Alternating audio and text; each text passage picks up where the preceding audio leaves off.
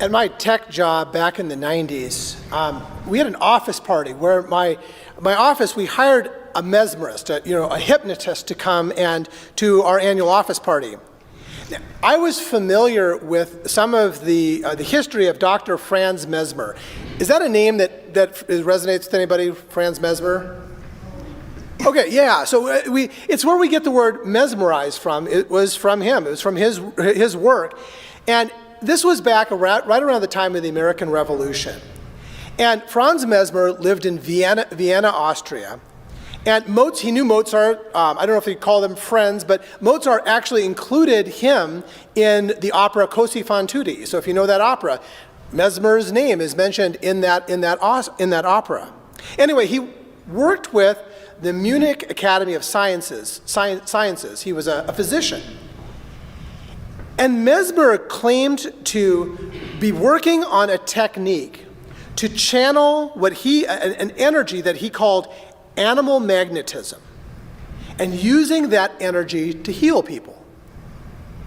And so he taught about this, and then he went to Paris and he opened up a medical practice to use his technique, which became known as mesmerism, to teach that technique to other physicians. And so there was this whole generation of people who were known as mesmerists. They were energy healers. And so the office party. I was curious. Was there anything actually to this? And so I volunteered to be one of the test subjects at the office party. So I was one of 4 people, and we got seated in seats to be mesmerized that evening.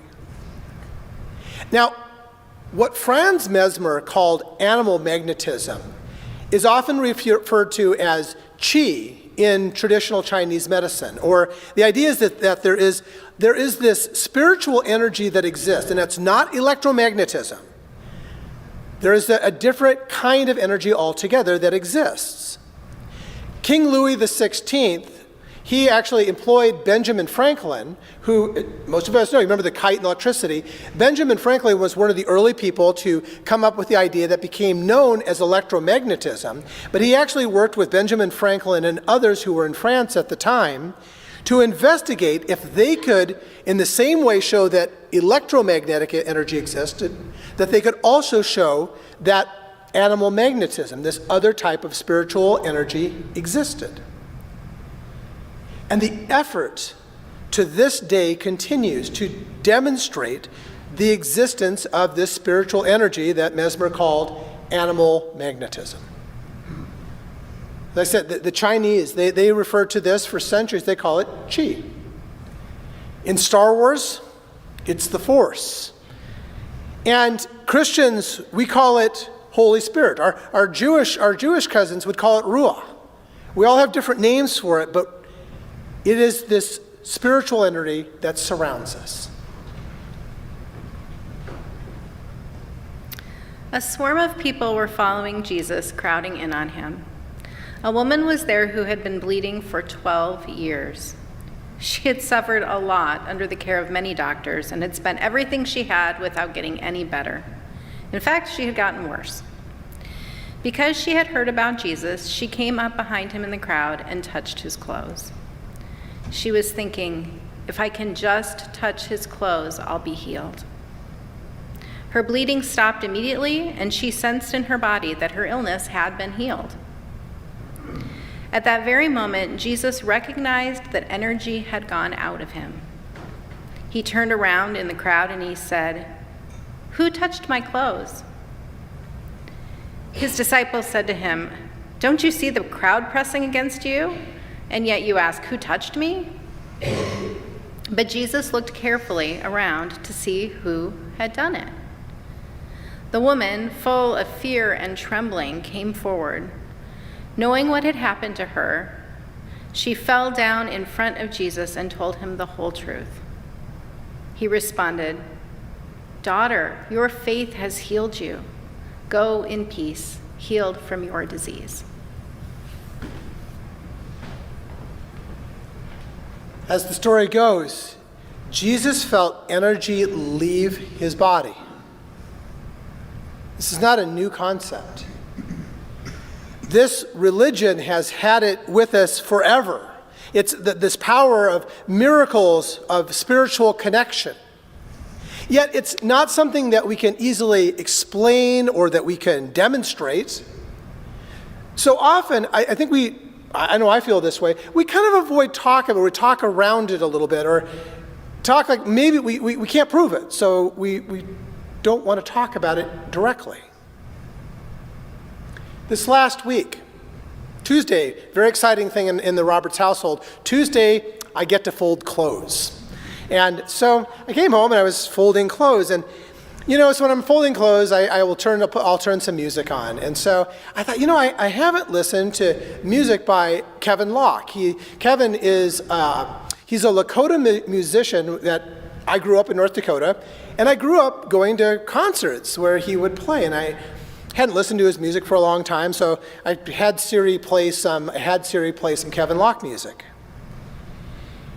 The next day, I read in the newspaper that Kevin Locke had died at exactly the same time that I had started folding clothes and listening to his music. Spiritual connection? When things like this happen to me, I don't often say anything. And it's not like in Star Wars when they use the Force and there's the background music and all that, so you know that the Force is being used. There's no music. There's no tingling. And yet, I know it happens sometimes. And I often don't even know that it's happened until later. I don't control the Spirit. So I can't use it. Anyway, back here in the United States, back in 1843, there was a teenager who was living in Poughkeepsie, New York, and his name was Andrew Jackson Davis. He was born right at the time that Andrew Jackson was president, so they named him that. And he went with one of his teenage friends. They went to a mesmerist because they were curious. Was there anything to this? And Andrew's experience was like mine. Nothing happened. And Andrew left disappointed. Now, Andrew was a young person. He worked as a shoemaker's apprentice, and he had a very minimal education, could barely read. And he was known by the people around him at the time. He was open and honest, and he was friendly and reliable. The person he worked for spoke really highly of him. He was a good guy, but nothing remarkable. And a few days after this failed mesmerism, he met a guy named William Livingston, who was living in Poughkeepsie at the time. And William was a tailor, and he said, I think that guy and he had gone to the same mesmerist, he said, I don't think that guy was really all that special. William believed that he might even have a greater ability to do this kind of thing. So he invited Andrew and some of their friends to come together, and they were going to do an experiment to try to mesmerize Andrew again. What happened was recorded as being kind of amazing. Andrew described sensations. He described an incredible amount of pain that he felt. He said it almost felt like he was dying. And then for a matter of minutes after that, Andrew displayed abilities. They touched a newspaper to his forehead, and he was able to read from the newspaper. People in the room would set clocks, or watches rather, to different times, and he was reported to being able to know what time they had set their watches to. They repeated the experiment many times in front of various groups. They took the show on the road, in fact. They took it around New York, and Andrew's ability seemed to grow. And as he learned to channel this energy, and he was credited then with also the ability to heal people by touch. Now, the newspapers of the time, which we still have, of course, the newspapers in New York at the time reported on all of this, and as you can imagine, there was a mix of wonder and of ridicule.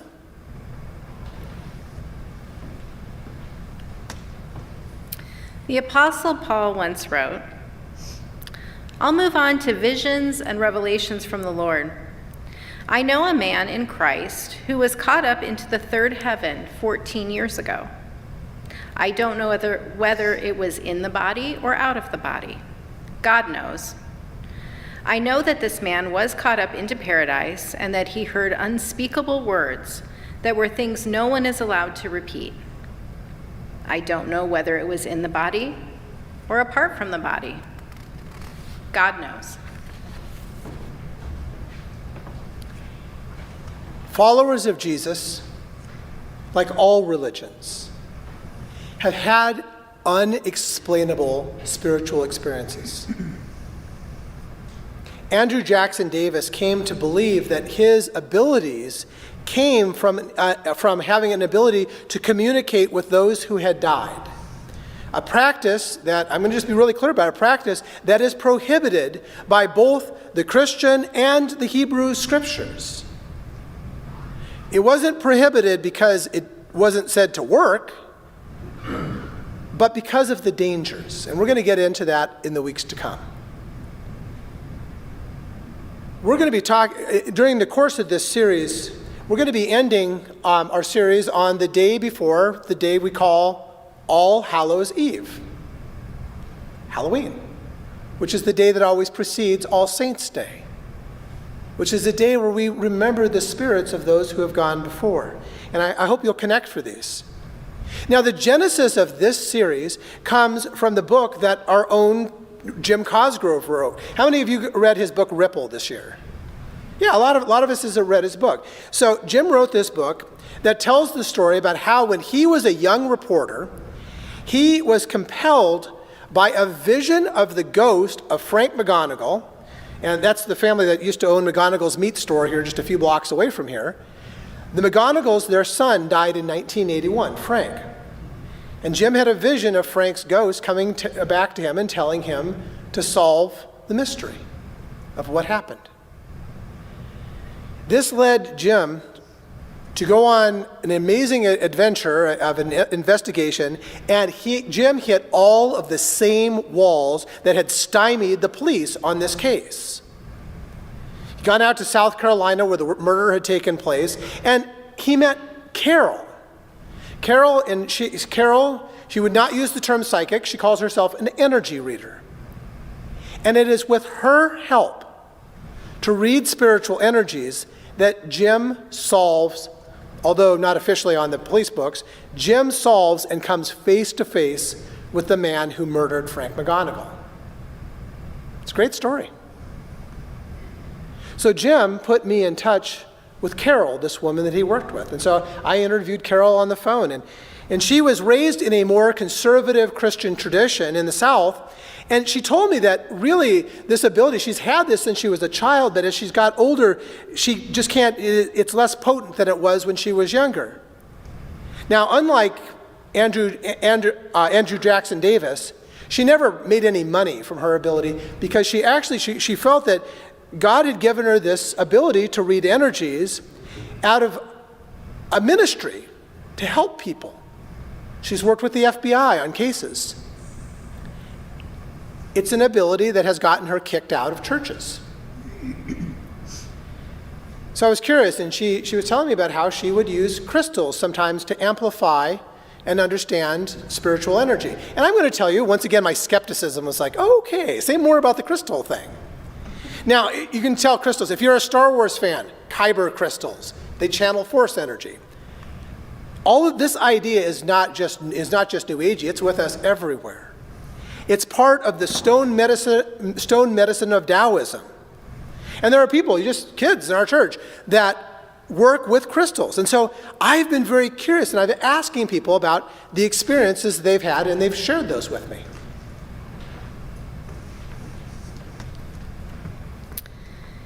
Aaron will carry the names of Israel's sons on the chest pendant for making decisions over his heart when he goes into the sanctuary, as a reminder before the Lord at all times. Put into the chest pendant used for making decisions the Urim and the Thummim, so that they will be over Aaron's heart when he goes into the Lord's presence. In this way, Aaron will carry the means to make decisions for the Israelites over his heart when in the Lord's presence at all times. So this is a description of the robes that the high priest of Israel wore. And there were two stones, two crystals that were in the center called the Urim and the Thummim. And they were surrounded by gems that represented the 12 houses of Israel. And kings would come to the high priest to consult the priest by use of crystals because they were thought to channel God's instruction to the high priest. This was happening for hundreds of years, again, thousands of years ago, and all of this is right in our scriptures. I asked this at the 8:30 service today too. How many of you knew this? Wow, okay. It's not something we talk a lot about, but it's been there the whole time. So what does it all mean? I guess what I want you to take today is to stay open to the possibilities that there is more going on in heaven and earth, Horatio, than are dreamt of in your philosophy, in your theology. There's a temptation to think that we understand far more about the universe than we actually do. Spiritual power. Although we cannot yet, maybe someday we will, detect it, or we can definitely not control it. It's real.